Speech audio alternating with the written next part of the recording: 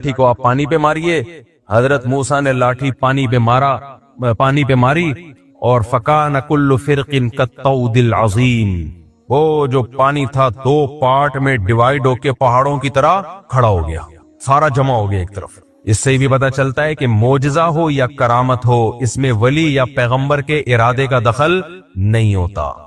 बहुत से लोग कहते हैं जब मूसा अलैहिस्सलाम लाठी को सांप बना सकते हैं, समंदर के 2 टुकड़े कर सकते हैं, तो हमारे नबी मुश्किल कुशा क्यों नहीं हो सकते? भाई ना मूसा अलैहिस्सलाम मुश्किल कुशा, ना सैयदुल अंबिया मुश्किल कुशा। मुश्किल कुशा सिर्फ एक अल्लाह की जात है जिसके पास इख्तियारात हैं। हजरत मूसा के पास अगर समंदर को तोड़ने का इख्तियार होता तो खुद से कर लेते ना ये काम। वो तो अल्लाह ने कहा कि है मूसा आप लाठी को पानी पे मारिए। हजरत मूसा को नहीं पता क्या होने वाला है, आपको जो हुक्म दिया जा रहा है आप उस पे अमल करें। अब यहाँ एक सवाल पैदा होता है कि लाठी को पानी पे मारने की कोई साइंटिफिक लॉजिक है? कभी दुनिया में ऐसा हुआ कि लाठी को पानी पे मारे तो पानी ठहर जाए, हिल जाता है और ज्यादा?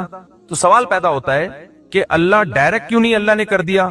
मूसा अलैहिस्सलाम ने अल्लाह से कहा कि अल्लाह हमारी मदद कर, अल्लाह ने कहा ठीक है, और पानी को रोक दिया अल्लाह ने।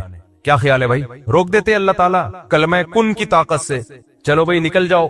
मूसा को